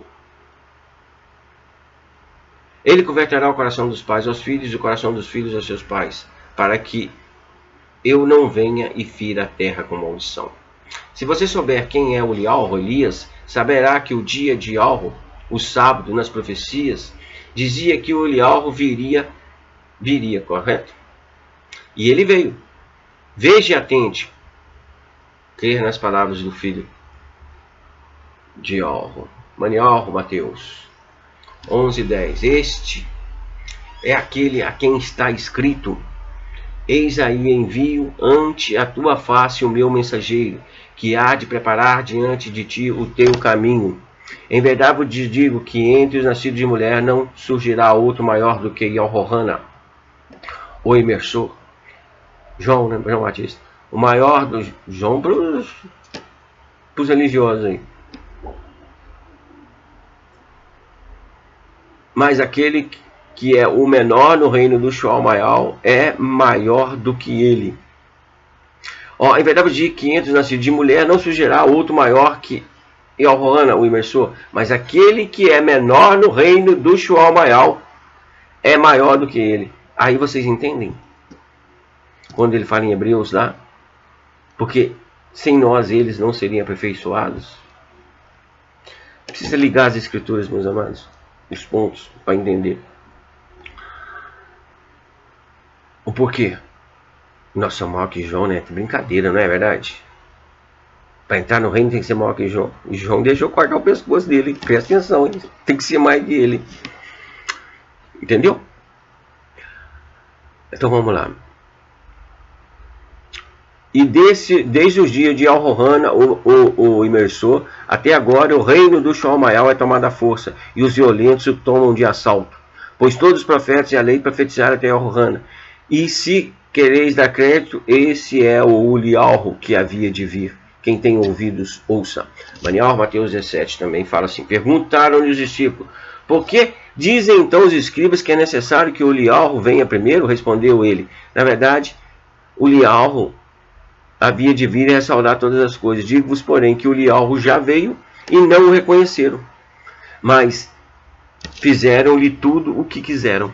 Assim também o Filho do Homem há de padecer na mão deles. Então entenderão os discípulos que ele falava a respeito de Yohanan, o imersor.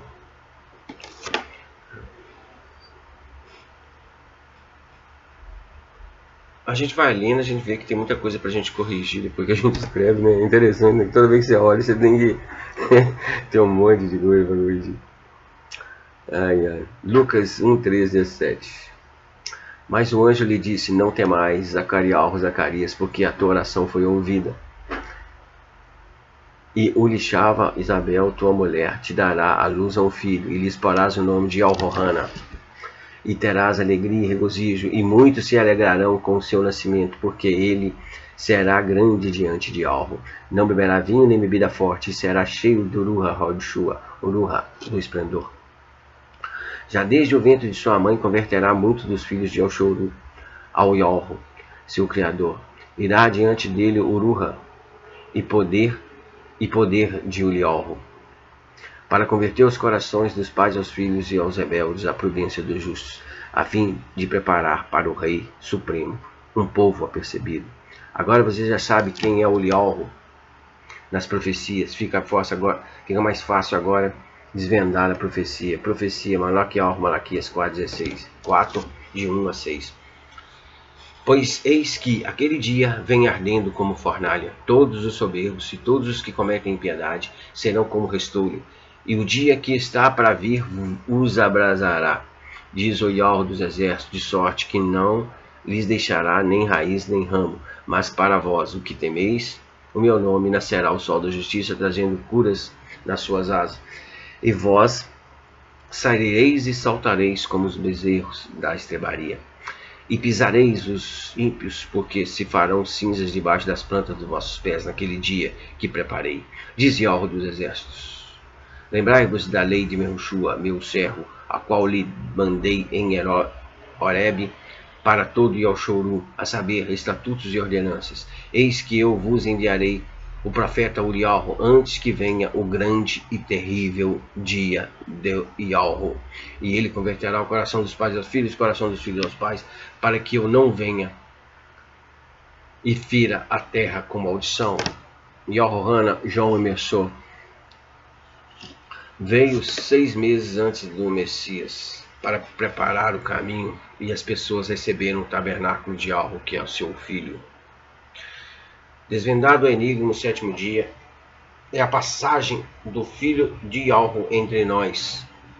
Esse dia terá que ser guardado, honrado, e a obra que fará não será nossa, com nossas palavras, mas será a palavra do próprio Pai no seu Filho. Quem honra, obedece. Usar palavras vãs, próprias palavras suas, do homem, morre. Marcos 2:27 diz assim: e prosseguiu, o sábado foi feito por causa do homem, e não o homem por causa do sábado. O Filho veio por causa de nós, veio guardar e honrar. O Filho veio por causa de nós, quem o guardá-lo e honrá-lo viverá. Marcos 2:28, pelo que o Filho do Homem até o sábado é rei, ele manda neste dia, obedeça. Veja agora, Yohanan, João 4:34, disse-lhes o filho de Yahweh, a minha comida é fazer a vontade daquele que me enviou e completar a sua obra. Se você crê no Filho, escutará ele dizer que ele que completará a obra, o 7º dia, o último dia.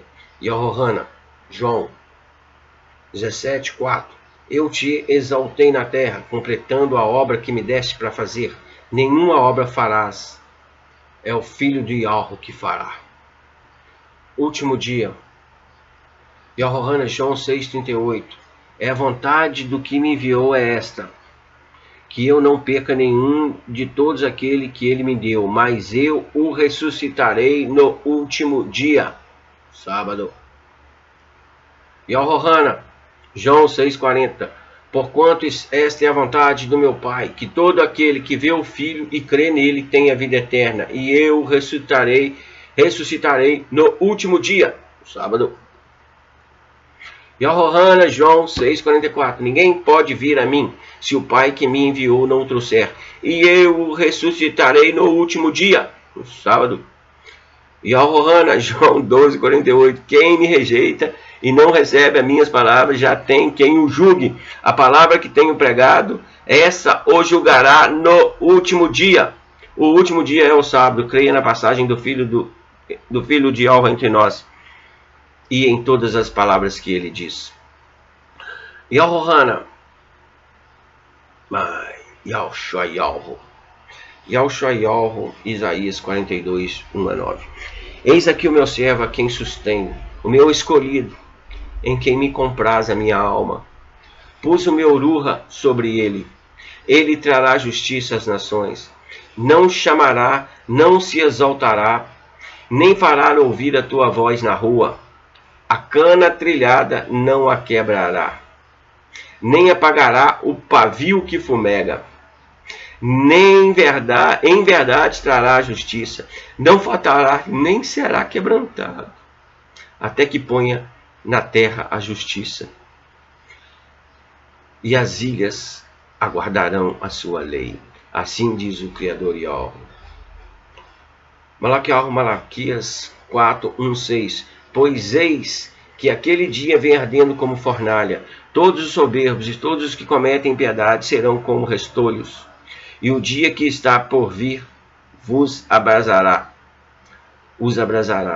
Diz Yahweh dos exércitos, de sorte que não lhes deixará nem raiz nem ramo, mas para vós, que temeis o teu nome, nascerá o sol da justiça, trazendo cura nas suas asas.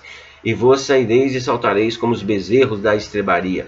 E pisareis os ímpios, porque se farão cinza debaixo das plantas dos vossos pés naquele dia que prepararei, diz Yahweh dos exércitos, que criou Shamayal, o céu e a terra,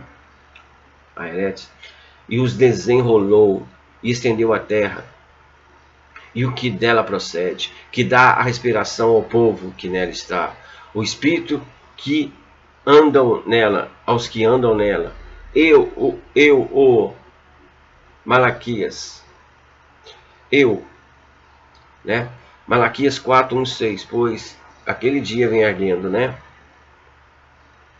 Temeis o meu nome, beleza.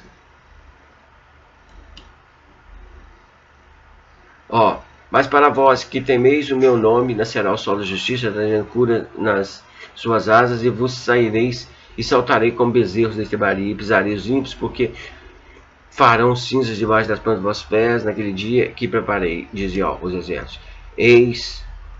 Este é o meu nome, a minha exaltação, pois a outro não a darei, nem o meu louvor às imagens esculpidas. Eis que as primeiras coisas já se realizaram, e as novas coisas eu vos anuncio, antes que venha a luz, vos faça ouvir. Os 6 dias estão completos, falta chegar o 7º. Lucas 4, 16, 21. Chegando a Nazaré, onde foram criados, entrou na sinagoga no dia de sábado, segundo seu costume, e levantou-se para ler. Foi-lhe entregue o livro do profeta Yahushua Isaías, e abrindo, achou o lugar em que estava escrito: Oruha Yahweh. Pois eis que aquele dia vem ardendo como fornalha. Tá, tem mesmo teu nome, tá ok.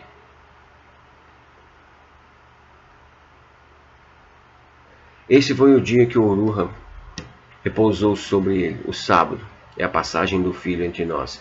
Esse foi o último dia da criação. Quem ouve ao Filho, ouve ao Pai, e quem ouve ao Pai tem a vida eterna. Depois que ele cumpriu toda a palavra do Pai, então foi morto por seus irmãos. Derramou sangue, 8º dia, circuncisão.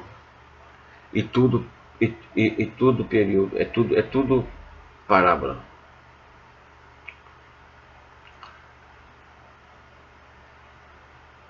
Aqui, a palavra também aqui em Barnavi, fala o seguinte, ó. Ainda sobre o sábado, está escrito no decáculo que Yahweh o entregou pessoalmente a Mehushua sobre o monte Sinai. Guardai o sábado do Moquiriu com as mãos puras e coração puro.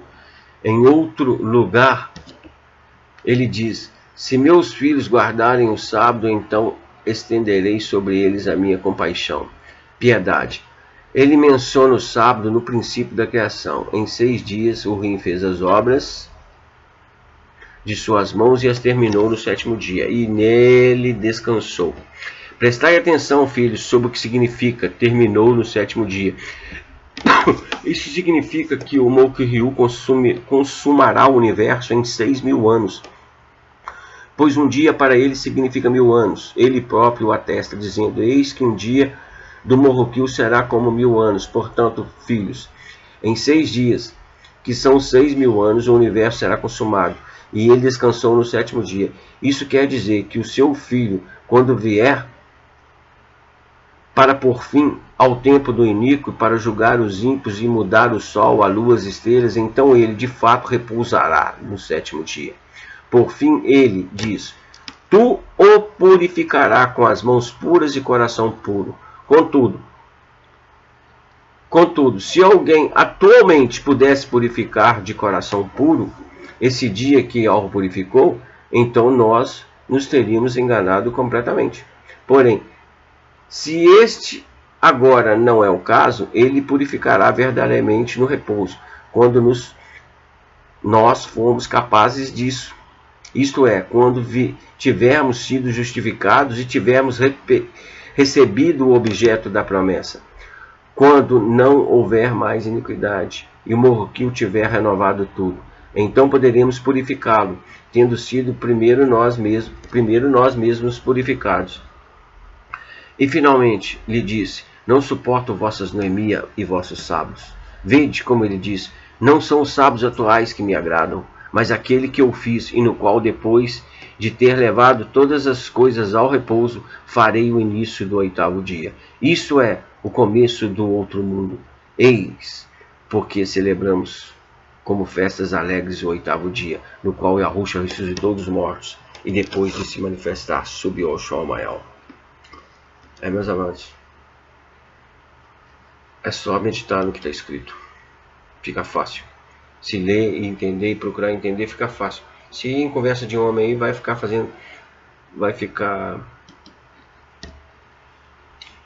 sem entender e confuso. É só ler a palavra e buscar o entendimento da palavra. O Ruhu está sobre nós, para nos aconselhar, para nos levar ao entendimento das coisas. Naturalmente eu publiquei esse texto que eu fiz aí, mas eu vou fazer umas mudanças nele, porque tem algumas coisinhas ali que precisam ser acertadas ainda. Mas o que tem por aí, o que tem agora, o áudio ficou grande, né? Mas eu acho que é muito valioso e é importante para assimilar as coisas e entender o que realmente é o que é de algo e o que é dos homens, o que é de algo e o que é da religião. Separar essas coisas. O que é de algo gera vida, o que é da religião e dos homens desse mundo é morte certa.